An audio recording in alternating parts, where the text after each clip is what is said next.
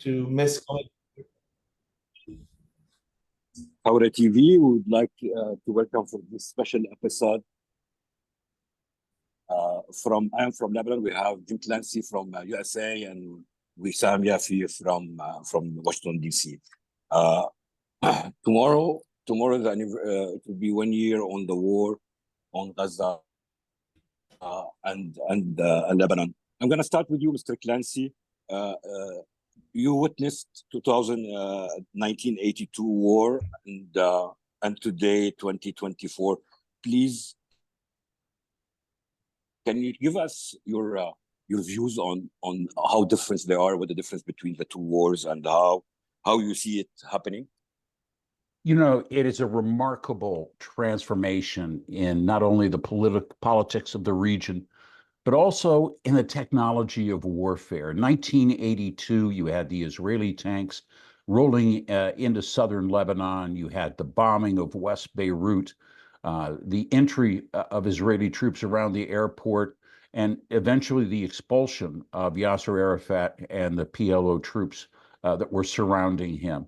But all of that took place inside a political bubble, if you will, where, as some historians have noted, the reason that they decided to go into Beirut, they decided to invade Lebanon, and then they did call it an invasion, was because the PLO wasn't doing anything. They were just sitting there, being quiet up to a point on the Lebanese side of the border, and that bothered the Israeli leadership, and they couldn't put up with that. So they decided to move across the way and to try to do something to show that they could at least project force in that way.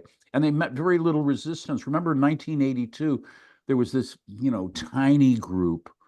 I mean, the Lebanese Communist Party was more powerful than Hezbollah. Your main group, of course, was Harakat Amal, the Movement of Hope. And it was what basically ruled the South. It was seen as the major militia. Well, with the birth of Hezbollah, we saw things changing. And that led us to 2006 and that conflict. And there were some similarities here where, if you remember, as the infrastructure, Israel targeted the very infrastructure of Lebanon as a way to get to Hezbollah. They weren't having battlefield successes in southern Lebanon, but they were bombing bridges, oil depots. They were bombing civilian targets, if you will, to punish the Lebanese people with this destruction, which everyone knew was going to cost billions of dollars to somehow set right. And they worried about the bridges that were so beautiful across the country that were just being destroyed for no real strategic purpose. And above all of that, you had calls for Condoleezza Rice and then President Bush to stop all of this and to stop the arms flow to Israel, which Condoleezza Rice very famously said, no, that I think the Israelis need more time to complete this mission. And that really projected this sense that the U.S. was making it possible. Well, we come all the way here to 2023, 24, and what we see really is a changing of the rules. The rules that said you have to protect civilian lives, you have to take care for civilian lives. Those for the Israeli military are completely out the window. And some Israelis would argue that even the civilian lives, even the lives of military personnel that were taken hostage to Gaza are being disregarded entirely.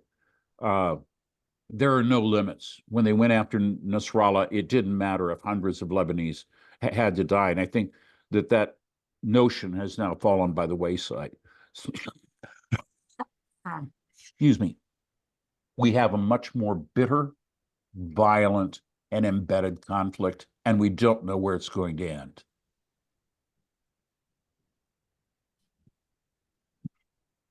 The Pager attack, and that affected the whole, in Arabic we call it kawader, the support team for Hezbollah. Yes. And people, what do you think about this intelligence? They focus on the intelligence, the Mossad and the intelligence Israeli on Lebanon, and they forget Egypt and Gaza, because there was no any intelligence like this what happened in Lebanon. What's your take on that? Well, certainly the intelligence front has dramatically changed with artificial intelligence. And let's just look at it. The use of drones there on the battlefield by both sides has come to the fore. The ability of Israel to fend off ballistic missile attacks, whether it be from Yemen and the Houthi there, or it be from Iran itself, have been shown to be ineffective, that they work, at least what we're being told for the most part. Now, we do know that some of those missiles struck Israeli military bases, but it's obvious that most of them failed to reach their targets. And the kind of pain that maybe Iran hoped for was not inflicted on Israel, neither in recent days nor in that earlier retaliation for the killing of Ismail Haniyeh. When we look at the overall situation that exists right now, it appears much more dangerous. And I think particularly for U.S. analysts, they're looking at this and realizing that I think there's a statement coming out from Kamala Harris, the vice president and candidate for the presidency, saying, we have to support Israel. We have no choice but to support Israel. And I think it's important for the audience to understand there's a couple of reasons for that. One is that there is a commitment by U.S. lawmakers to the Israeli cause, to the protection of Israel. On the other hand, it is a dangerously close election. And whatever one political party does to swerve from that path, they're going to be attacked, and attacked vociferously by the other side. Trump is clearly prepared to do that. The Democrats aren't going to give him that room, even though Biden and the Biden administration have come under so much criticism from Muslims and Palestinian Americans for the role that we have played in supplying arms that have really made this conflict and the expansion of it possible.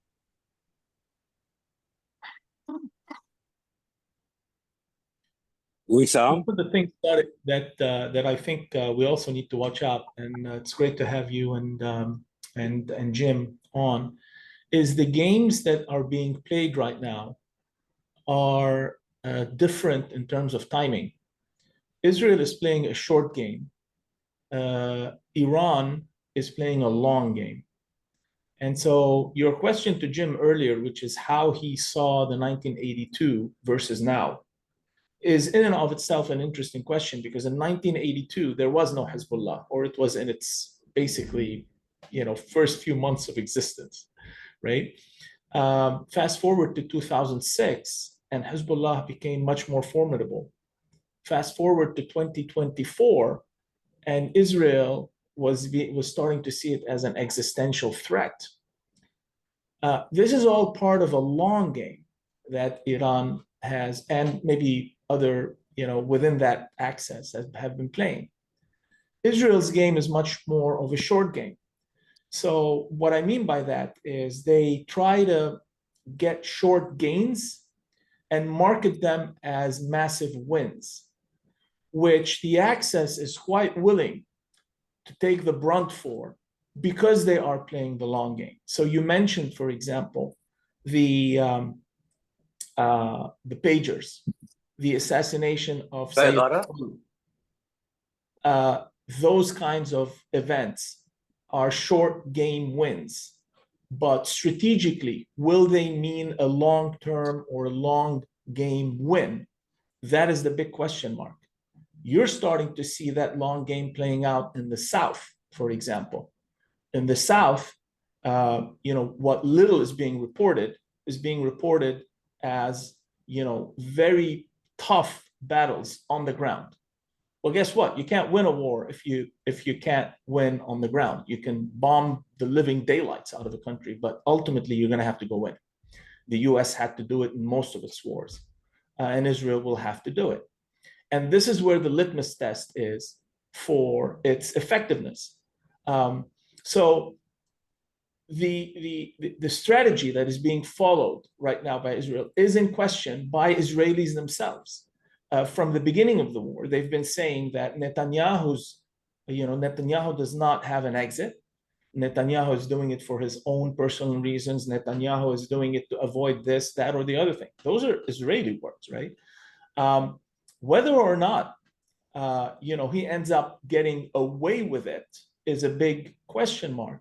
But whether or not in the long term Israel is going to get away with it is a huge question mark.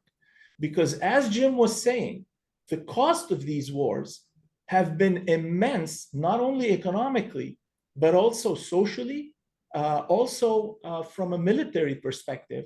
And when you continuously receive these kinds of hits, it places your entire endeavor at risk. So these are some very key elements to keep in mind in what's going on right now.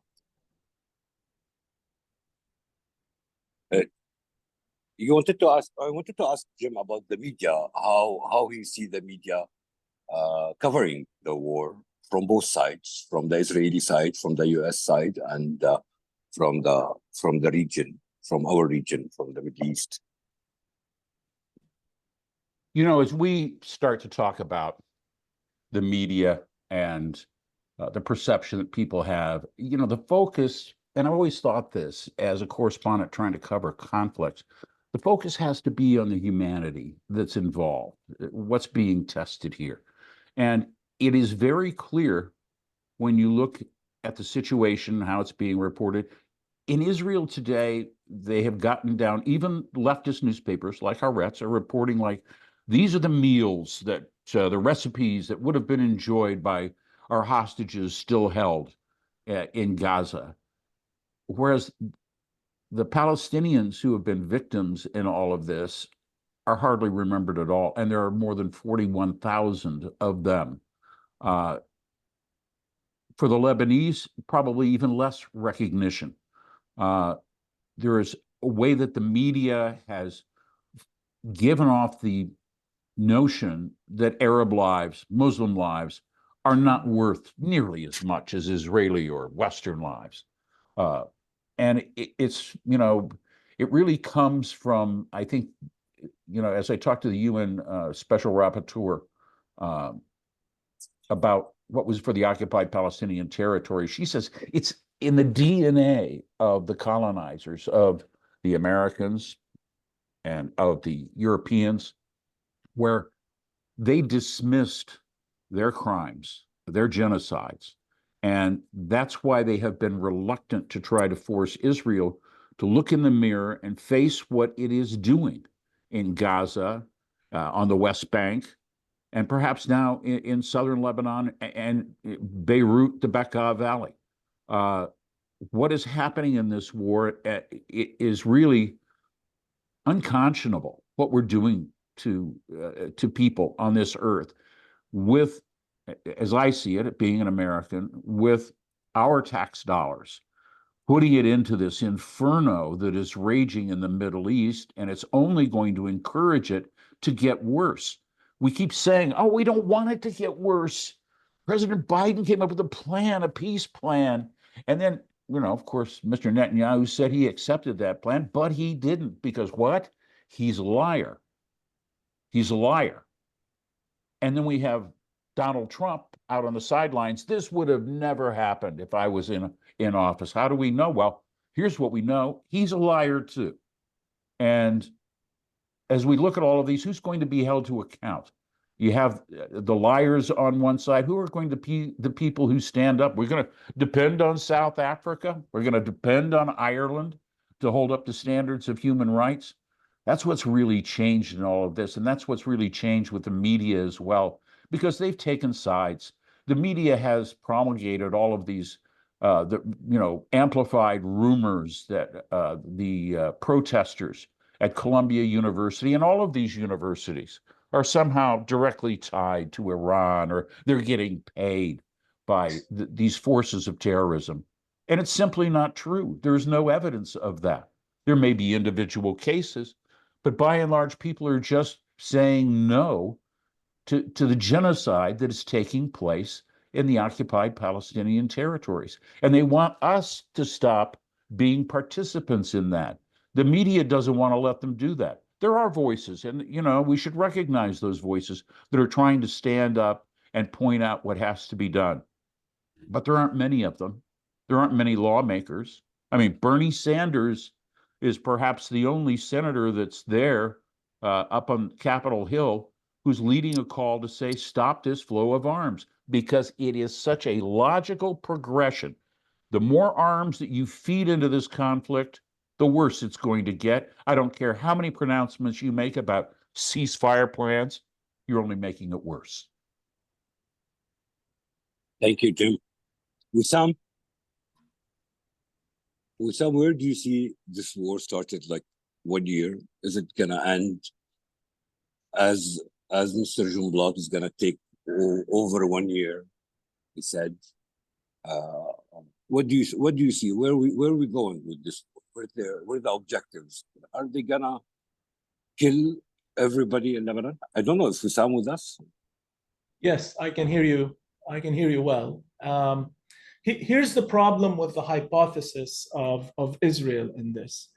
Netanyahu went to the UN to try to convince the world that essentially he can kill his way to peace. That in and of itself is a flawed argument, and it hasn't worked. It hasn't worked for Israel. It hasn't worked for the United States. It hasn't worked for anyone who's tried it. Killing your way to peace when essentially it's turning upside down our entire, the entire system of conventions that were created after World War II. The preposterous statements by Netanyahu essentially had most of the UN exit when he was making those statements. As Jim well said, he's been kind of called a liar by his own people, some within his own cabinet and by former prime ministers of Israel. And the problem with the approach that's being taken is there is no specific goal in mind except to kill. So when they're asking what is even his people, when they're in his cabinet or his people within the Israeli government, what is the end game in Gaza? He doesn't provide an end game. Are you going to govern Gaza? He doesn't provide an end game. He doesn't make any statements to that effect. The same thing with Lebanon. What is the end game in Lebanon? Again, there is no answer to that. First, it was, we need to basically push back Hezbollah from the border. Then it was all the way to the Litani. Now it's all the way up to the Awali River. So it has a lot of people asking the question of, first of all, is there any real goal in mind? And is the goal just, kind of personalized so that whatever it takes to stay in office? Or is there really some grand strategy, some messianic strategy of taking over the West Bank, Gaza, south of Lebanon? No one really knows.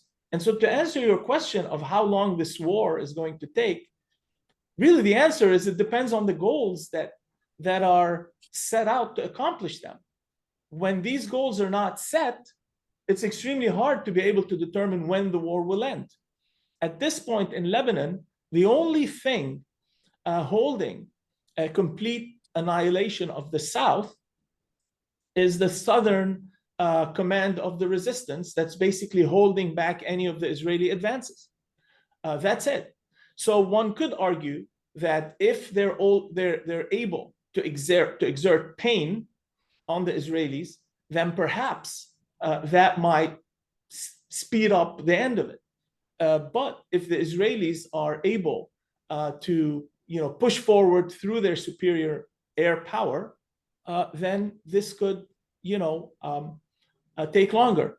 The one thing that Netanyahu and his people have yet not answered is if you go all the way up to the Litani, that would be a carbon copy of 1982. And guess what? That's what made Hezbollah essentially start the resistance to begin with. So we're back to square one. It trained them. It We're taught back. them, it gave them dignity. It gave them position and power. And so many people joined into that as a result of what it did to stand up. I mean, there were demonstrations.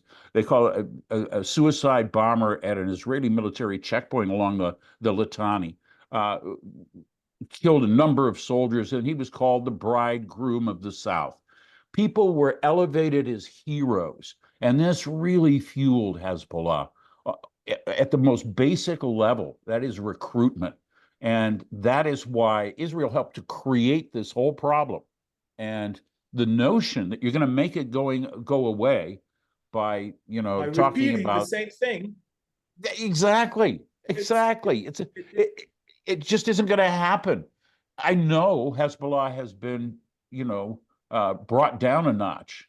I know that their leadership is in hiding. I know that there's a lot of disappointment and confusion there. They've been badly hurt, whether it's the cell phones or the pagers or the walkie-talkies. They've been hurt.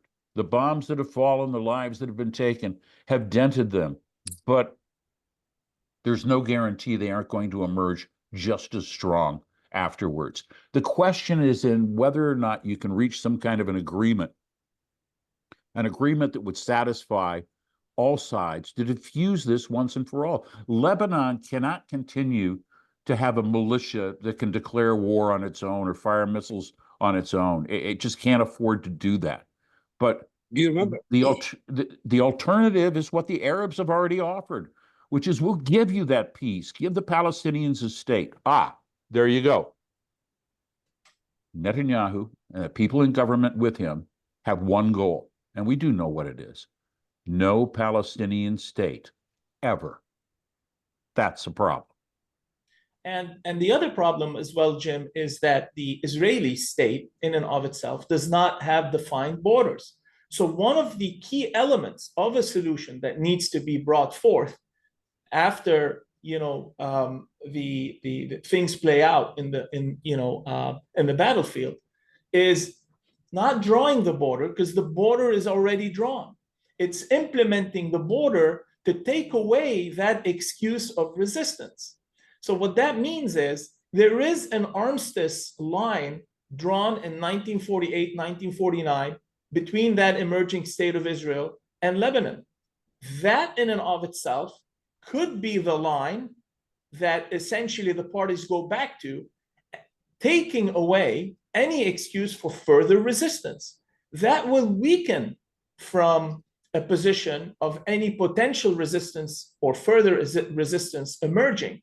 Whereas any territory gains by Israel is only going to fuel, and here's my fear, I'll add this. Hezbollah, for all of the propaganda that Israel has been trying to propagate, has actually been quite a stable presence on the border with few skirmishes in the past 25 years. It hasn't been like daily incursions and all that kind of stuff. Israel was not afraid of these incursions. Israel became afraid because of the power of Hezbollah, which was on the increase. So the fear I have right now is, let's say Hezbollah's power and capabilities are broken up. What is going to replace that power vacuum? Usually, if history tells us anything in the region, it's options that are a lot less stable and a lot more volatile, as happened, for example, in Iraq, as happened in Yemen, as happened in so many different places around the region. So Israel right now, by doing what it's doing with Hezbollah, in wanting to supposedly annihilate Hezbollah, might actually be creating what Jim referred to as a few minutes ago, the multi-headed monster. Who knows what's going to happen? Is it going to break up into many different small resistance movements? One thing like before 82, like it was chaos on the border. Like every group of 10, they used to have their own Katyusha and rockets flying everywhere. They're shooting themselves in their foot by destroying Hezbollah without providing a replacement for resistance, like the army. What's the role of the army should play right now? Lebanese army. What do you think? Is it are they play? What What do you think about their role now and what their future role to play? So the Lebanese army has been supported by the U.S. for, in all transparency, for well over a couple of decades. But the support has never been enough to be able to provide the army with enough power to be able to tell everyone else in the country, I can protect you now. And so like air defense system, like air defense system, missiles, something like defensive, even defensive tools. I mean, if you talk to people in the Lebanese government, they'll tell you, okay, we got some used Hummers from the US, from Afghanistan, etc. They can't roll most of our streets because our streets are not wide enough. I mean, they'll come up with these kinds of things. But what they do need, for example, if you remember, some of our cabinet prime ministers and stuff like that went out and tried to get some weapons, defensive weapons. And they were rejected at each one of those, attempts. So that gave an excuse to, in that case, Hezb and others to say, well, the state is not strong enough. And so when you ask about the role of the army should be central.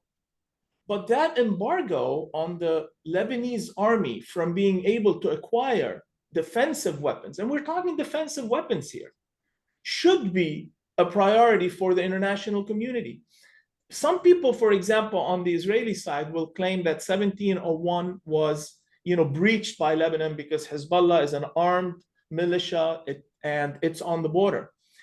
That may be true, but it's also true that it was recorded by the Lebanese government in the UN that Israel itself had more than 30,000 breaches of 1701 from 2006 to 2024.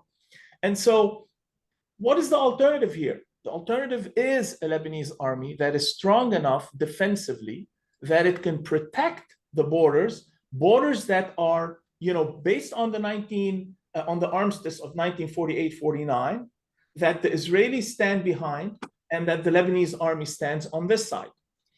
If the world refuses to arm the Lebanese army, then we're going to be in a state of continuous belligerence from these groups that are trying to resist, or if the Israelis occupy, these guys are going to continue to try and resist. And guess what? Under Article 51 of the UN Charter, they're allowed to. That, countries are allowed to resist a foreign occupation even for 1 kilometer of land. So take away that excuse.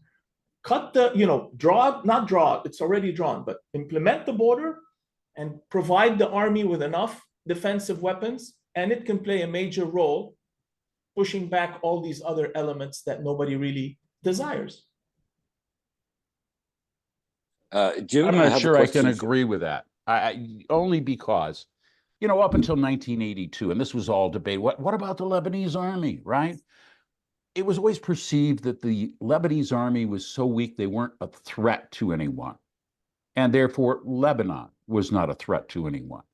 But when the PLO came in, when Iran came in, you had a shift there where many Lebanese and people outside the country saw that the PLO was in charge of too much. They were dictating too much, telling people what they could do and what they couldn't do.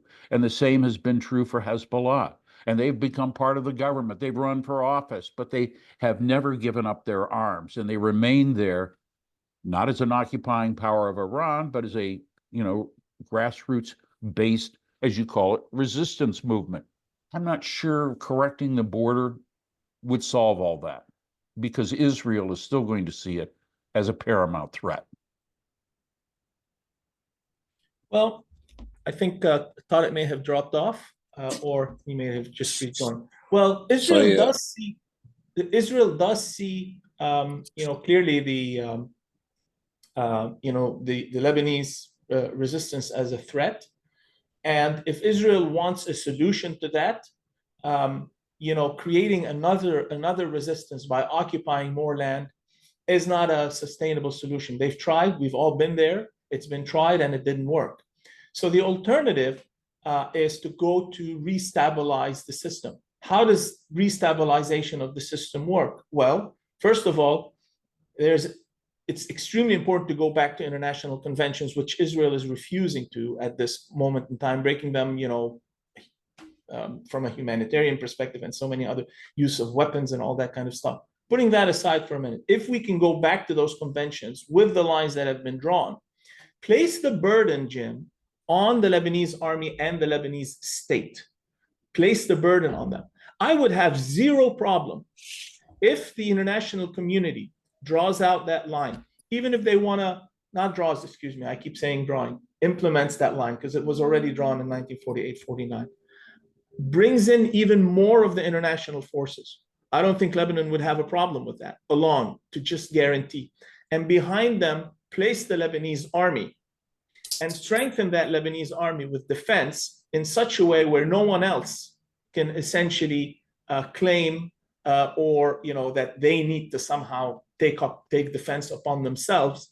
Then I am perfectly willing, as a Lebanese, and well, in this case, I'll talk as a Lebanese citizen, to accept responsibility for any breaking of that armistice from the Lebanese side into Israel, even another invasion. I would be perfectly willing if the Lebanese somehow come up with the crazy idea of going in and invading and taking parts of Israel. Sure, attack back and take whatever you want. But I don't think that would happen. The question here, Jim, is what is Israel's ambition with respect to our borders? Are they willing to stick to that armistice line, or do they still have ambitions over Lebanese land? That to me is not an answered question. And most of their actions, I would argue, lead me to believe that they have unannounced ambitions, unannounced goals in the south of Lebanon that they are trying to implement by excusing themselves with attacking resistance and all that kind of stuff. And the proof is in the pudding. Will they be able to accept an armistice truce? One that strengthens the Lebanese army on their border, which is what they're calling for, supposedly, and international forces? The Lebanese will be perfectly happy with that. Will Israel? That's the question. Well, I don't disagree with you about that so much connection, as I think we need to pull back and take a look at the broad, where's this war headed? And I think the most important part of that, all of that, is whether or not the U.S. is going to get dragged into a direct confrontation with Iran. I'm pretty confident that the real goal here for Israel is to prevent the establishment of a Palestinian state and do everything that they can to encourage Palestinians to leave. We see that going on the West Bank right now. And my God, you look at Gaza. I mean, it'll take 10 years just to clean up the debris and get a start on rebuilding Gaza. And they can't even start yet because the bombs are still falling. So, when we look at this, the long term of where all of this is going, it's going towards a huge bill for rehabilitation, reconstruction. And I'm already thinking about that at a time when I don't even know when it's going to end. I don't even know how wide it is going to get or how severe it's going to get. We both know that it could become a lot worse in Lebanon because Lebanon has been used as that place in the Middle East where regional powers settle their conflicts.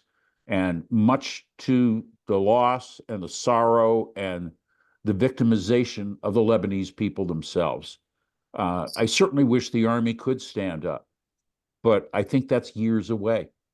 I think you do too. I mean, it's not only years away, but it's policy decisions away. I'm not sure that the Western powers at this point want to put the Lebanese in such a position that they're so pivotal in the Middle East. They may be more willing to let Israel hold that role and be the pivotal force. They don't want to be fighting themselves, in other words. So we'll have to see. I mean, it is all where this goes right now. A year later, I hardly thought we'd be sitting here talking about this saying, oh man, where is this going to go? And the truth is, we don't know. And we had this. I want to go to the Iran-US deal because Jim mentioned that, and I want to illustrate something. Killing of president of Iran by the accident of President of Iran in his jet and his helicopter, assassinating Haniya in Iran, killing the pager and Hezbollah commanders and attack. Aren't all these related? Started from top down. Are these related to each other? Is this part of the intelligence war that been planned and been working on after 2006? They've been working since then for that plan. What's your intake that Jim and Wissam, please? Are they related? Are we in a sequence today of They're events all related. or They plan? reflect they reflect the intelligence, they reflect the technology and the strategy. And when you look at this and you try to understand what's happening, I'm not sure that the pagers and walkie-talkie explosions were really planned. They certainly were not exploited as they might have been. They bought them. They bought them. Sorry. They bought them 4 months ago. 4 months ago, they got the pagers. 4 or 5 months ago, and they were a story that they were planned. They had some explosion inside them. I'm talking. Okay, sorry to interrupt. No, I'm sure. The point is that they weren't all activated. They weren't deployed and utilized at, I think, a time that gave Israel some great strategic advantage. It proved they had the technology. It proved that they could infiltrate into Hezbollah and victimize its members. But there was no second stage there, like a ground invasion or special forces moving in. It just happened, and I think it was because it was discovered. Well, and because sorry, but just want to give you the feedback from the street, from the people that I see. People in shock. Mainly the people from the south are in shock. They don't believe they killed Nasrallah. They don't believe. They say he will come back one day. And sorry to say that. And they are disappointed from Hezbollah. Yeah, and rage. In terms of retaliation, they're shooting blanks. They're saying all these rockets, they are blanks. There's nothing. They're just exercising wherever. This is what I'm telling you. What the people are saying in the streets. There will certainly be accountability to his performance post-war. Right now, I think what most Lebanese are trying to avoid, and at least there's the smarter ones, is immediate accountability, because it will split the street. The solidarity that, at least at the people level, that has been established has been, in my mind at least, astounding, very encouraging. How long it will last, we don't really know. But coming back to your point, which is the issue at a more strategic level, what are the implications? If you look at the past 12 months, it is clear that the US and Iran do not want to get into a wider war. However, it is also clear that Israel has essentially been given free rein over anything that it comes up with, even major assassinations. And you questioned whether or not the president of Iran was one of those targets. I don't know. We don't have enough information, but it's too much of a coincidence considering all the other technological things that they've done and etc. But it might have just been an accident. Who really knows? Regardless, even with those, even with these kinds of things happening, Nasrallah's assassinations, the president of Iran, the foreign minister of Iran, etc., major generals that have been bombed, embassies, etc., Iran has been, unbelievably restrained. And one should ask the question of why. And it goes back to what I was mentioning before, which is they are playing a long game. Their hypothesis, which Sayyid Nasrallah himself would, voice, or basically describe many of his speeches, had them saying that Israel ultimately is a weak state, and all you have to do is just wait for it to be destroyed from within. That's their hypothesis. So clearly it's not weak militarily. Clearly it's being buttressed by the West. For what reason? Against all international convention. For what reason? Is it a strategic calculation by the United States that they need to have a sort of quote unquote aircraft carrier sitting in the middle of the Middle East to continue destabilizing the region and therefore maybe pushing its own interests, etc.? That's a possibility. Is it because there's this guilt because of what happened after World War II? Maybe some of that is happening. Is it the Israeli lobby? Maybe some of that is happening.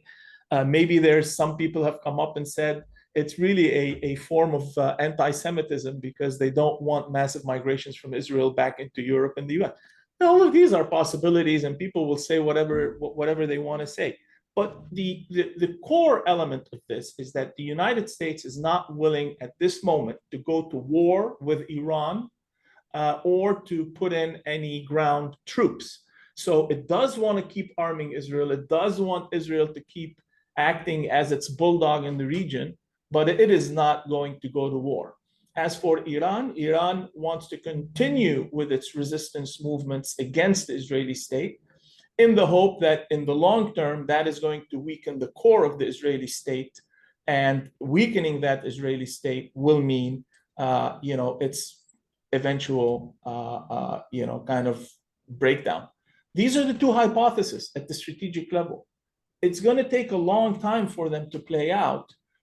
In the immediate future, I think it would be just guesswork to really guess which one of these hypotheses is going to end up being the more effective one.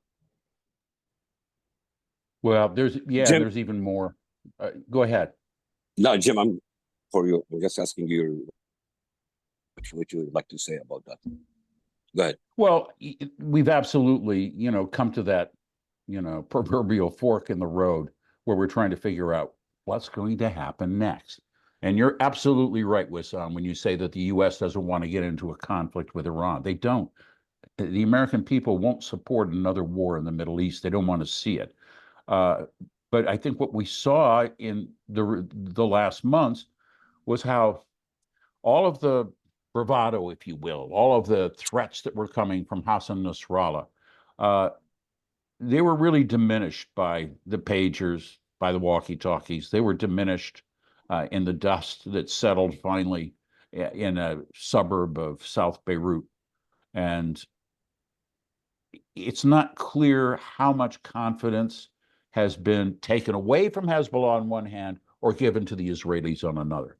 What we can see is that the Israeli people, either they're going to be resigned to, as they say, sleep with our swords. In other words, be on the defensive all of their lives. And some people are leaving the country because of that, saying, this isn't the way I want to live. Or they think that they can reach a victory, that they can finally once and for all make Iran, make Hezbollah take the knee. And doesn't seem likely that's going to happen either. So, I don't think we're looking at the ushering in of any new era here. But what we are seeing is the absolute demolishment of human rights, of human dignity among the victims, and especially the Arab Muslim victims, although there are many Christians as well that have been killed in this, and Jews. People have taken lives and claimed victories and held out their chests, and it's all been at the price of innocent civilians, most of it. And that's not a good place to be. Correct. And even the soft power of the West has been really the cost. Put aside the military cost, the direct military, it's the soft power of the West that I think many are underestimating at a time when the West is starting, particularly the United States, to be challenged by China, of course, and Russia and Europe. And the question is that soft power going to basically be a segue, that's soft power deterioration because of the human rights that you well stated?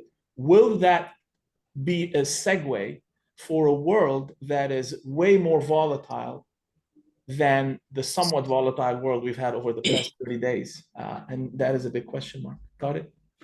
Well, I don't think anybody is holding up their hands saying, my God, please, let's bring in the Communist Party here of China and Vladimir Putin's Russia, because human rights here aren't good enough.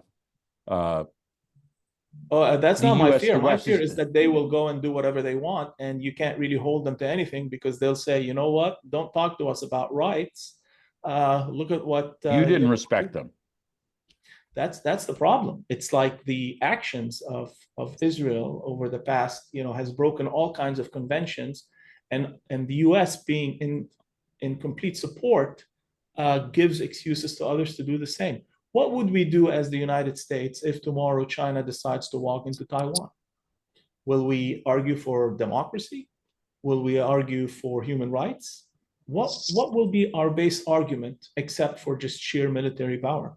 And that is the fear that a lot of people and a lot of thinkers basically have, is have we turned from a world of convention, rights, order, to a world where might is right? And whoever has might goes and establishes their own rights. That is the biggest fear. Well, that's an excellent point. When we talk about ushering in a new era, you do have a very damaged West, a very damaged presidency of the United States.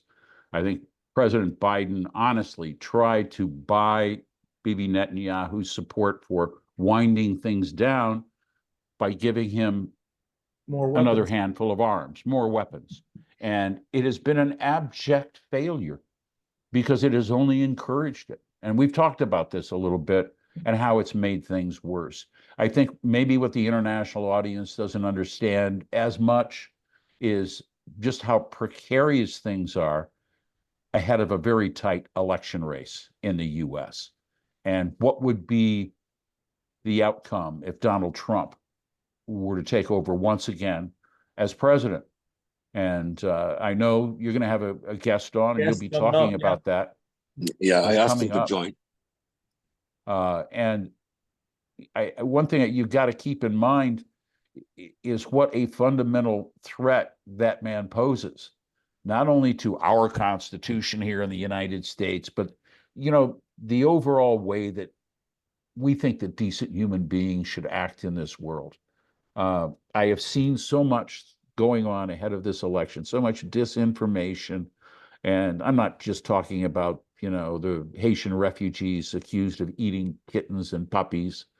I'm talking about the way that the economy has been skewed, the way the background and policies have been skewed. And it has happened on both sides.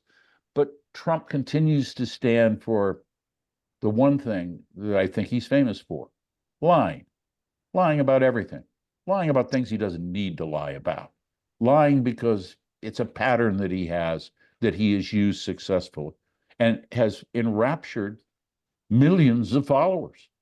And in that environment in the United States, people are very wary to say, let's start a war. Let's completely shift our policy in the Middle East. It's not going to happen. Not in the coming 30 days. That is for sure. Will it make any difference coming up? I'm not convinced that it will. I don't see U.S. policy. Will it make a difference one way or another from a perspective? One thing you can take heart from is that the young people on campus that are standing up are voicing what is a new reality that they understand. They understand who the good guys are and the bad guys are. They understand what apartheid is. They understand what an occupation is. They understand how it affects people's lives. They understand that they wouldn't like it. And they're Jews, they're Christians, they're Muslims, they're Arabs. They come from all over. And they will have an impact on U.S. politics, not in a month to come, but in the years to come. And for me, it couldn't come fast enough. Wissam? U.S. elections, I kind of concur with most of what Jim said. I don't think it's going to make a difference one way or the other, not in the short term. In the long term, there are certain factors that have to change, because I think there's a lot of people in the United States that are not happy about being subjected to the agendas of other nations. There were many posts that made by common people and as far as Tennessee and some of the areas that were recently hit by hurricanes and all that kind of stuff, just common folks. And they're essentially attacking the US government for its ineffectiveness at being able to come in and help in time and budgetary elements and all that at a time when it's sending billions of dollars overseas to fuel wars in Ukraine and in Israel that don't really affect their daily lives. And so I think there will be a reckoning of the political class here at some point by the people. Will it happen in this election? Unfortunately, I don't think so. There is that cloud of January 6th still kind of hanging over many Americans' minds and memories, and they don't want to see a repeat of that. They don't want to see that divisive type of politics. So that may be the first immediate threat that they need to sideline. But looking forward, what Jim was saying in terms of the generational change of politics in the US, I think there's going to be an astonishing change. The type of discussions I've been hearing by many different intellectuals, a lot of from different sides of the political spectrum, patriot Americans that believe in their in their nation, that there is something not right when there is unconditional support of causes that don't affect their daily lives. There's something wrong with that. And so some of them might eventually go back to George Washington's words when he said, there should be no eternal alliance and alliances. And those were wise words that were used and actually helped the United States establish itself as a nation. And maybe some of these politicians these days should go back to such words because it's certainly not helping the U.S. stature in the world. The U.S. is the only country that's vetoing ceasefire initiatives. Why? Why does the U.S. have to do that? Interests? Okay, go and ask the individual American whether these interests are really helping them in their daily lives or not. And that is a big question mark that will be posed. I don't know if it's going to happen in this election, which is so close, but it certainly will be something that will hover over the next few years in the U.S. Well said. And, you put it really well, how, the effects are going to be felt in the years ahead. And it's just another observation that when people get involved in things like what we've witnessed in Gaza, the West Bank, now southern Lebanon, all of Lebanon, really, when we see things like this happening, U.S. support for all of that, they have unintended consequences. Just as Hezbollah was born in the invasion in 1982 of Lebanon, Israel may find itself in a different predicament, at a different status in the United States than it's enjoyed for the last 30, 40 years or longer. And I think that it might be a healthy thing for the American public to realize and balance their interests versus those of their allies. And just how far can someone go using our name, using our influence? Because if we don't take that into stock, we're not going to have that much influence left. And I think you pointed that out, Wissam. And I think there's a lot of people in Washington that are probably concerned about that. That's a major concern that they haven't overlooked. And they're just wondering how bad it's going to be. Well, we're going to find out. Jim, one more question I want to ask you about. In the Gaza, they're fighting against army. Hezbollah used to be guerrilla warfare, and after 2006, because he has infrastructure, he started with ministers in the government, he had parliament members, he has hospitals, banking system. He became too vulnerable. He lost his advantage where he used to be. Yeah, do you think this is their weak point? They become an army. They become institutionalized the militia group, the resistance group, from small guerrilla warfare. Like, it's been a year for Gaza, and they don't know who they're fighting. And they could take in Gaza a couple of more years, maybe they will come from nowhere. And on the other hand, Hezbollah become an army. Do you think this is their one of their weaknesses? Hezbollah's weakness. Yes. Yes, sure. Hezbollah's weakness. Yeah, I think it could be seen as a chink in the armor, certainly. Or mistake, or mistake, or strategic mistake from, to become an army, to become an institution, where they used to be guerrilla warfare. You don't know them, you don't see them, they come, shoot and run. Well, it's more or less a progression, isn't it, that we see in these kinds of groups. If you're going to have a militant group, it's going to become more militant. It's going to get more officers. It's going to have more infrastructure. It's going to have more arms. It's going to develop those arms. It's going to develop formations and units and things like this. What's going on in Gaza with Hamas, they're scattered. They're obviously all but decapitated. They can't really operate many places, but missiles still fly. Missiles still fly. The resistance is still there. And ask any Israeli, and they will tell you, just wait long enough, there could be another October 7th if we keep this up. The occupation has a price to be paid. And I think Israelis have successfully ignored the occupation for decades. It doesn't exist. They get their own roads to drive around it. The Palestinians are out of mind for them. They don't think about them at all. I talked with an Israeli analyst that used to be on CNN, Hemi Shalev, and he said, there's no feeling of sorrow for what's being done to the Palestinians. And they actually believe in their heart of hearts that when this is all over, all of this stuff about genocide and all of that is going to go away and nothing is going to happen to Israel. Why? Because that's the way that it's always been. There is a clear record that when offenses are committed, when international law is violated, when the best norms of humanity are completely trashed, Israel walks away, never pays a price. And they expect that will happen again. And he said, you know what? When I look at it, I think they're probably right. We're going to get away with it. Tariq, on the topic of Hezbollah and Hezbollah, to a large degree, their current failure is a product of their success. Sorry, Mr. Boris sent me a message. He has something urgent. He can't join us. Okay, that's fine.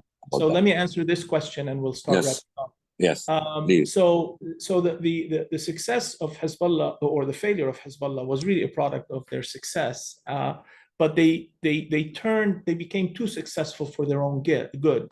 And essentially, too powerful, not too successful, but too powerful for their own good. And of course, when you are an army, or when you become sort of an army, you have a hierarchy, etc., which becomes a target. The question that should be posed right now by most strategists, and I hope it's being posed in Israel, is what happens after this whole storm blows over? Do they think that if they occupy, or if they have thoughts of occupying more land, that a resistance or remnants of the resistance will not rise up and perhaps be even more extreme, more violent than what Hezbollah has been? Hezbollah has not targeted, keep in mind, most of the rockets that have been fired, and many people question this, why is that their strategy? Notwithstanding all the pain that has been inflicted on, residential areas in Dahi, in the south, in the Beqa, under the guise of, these are Hezbollah targets, wiping out entire buildings, entire neighborhoods, etc. Hezbollah's retaliation has, notwithstanding all of that, Hezbollah's retaliation continues to be focused on military targets. And that shows with the civilian casualties. There's a lot of destruction in the north of Israel, but the civilians in some of the newer targeting areas were not really targeted. And so there's less civilian casualties. And that is a strategy that Hezbollah followed. My question here is, if a new resistance is born out of Hezbollah, let's say based on the assumption that Hezbollah, loses and is completely disintegrated, will there be a resistance that is born that is as disciplined and as willing to avoid these kinds of casualties, or will they go on the attack with true terrorism, which is going into residential areas or bombing or rocketry, et cetera, et cetera? That is a question that the Israelis are not answering at this point. Their focus is, we just want to get their heads because the organization is going to dissipate. I think that's an oversimplistic hypothesis on their part. It's a shot of endorphins, so to speak, to make their people happy because they haven't accomplished what they set out to accomplish in Gaza, assuming it was really the annihilation of the resistance in Gaza, which still seems to be operating. Or they haven't stopped the rocketry from flying from Lebanon into the north. They haven't been able to get their people back in the north. And so these kinds of, again, short play victories play to their bases and keep some people happy for a while. But is it in the long term a strategic win that will allow Israel to live in peace? Here's my last suggestion, which is Israel has tried everything else except peace, whose leader they killed, their own leader, who did bravely try to go for peace. They themselves, or parts of Israel's society, killed him. My suggestion is, if Israel is truly trying to go to peace, don't kill your way to peace. Actually do peace and get people in power who are interested in peace. Otherwise, you're never going to live in peace. For now, I think Israelis are sleeping with their swords, because as they look around, and I think they can assess the situation as well as anyone, there is no such leader on the horizon, not in public life. No one is there to pick up that role and stand up and say, I will carry the banner of peace.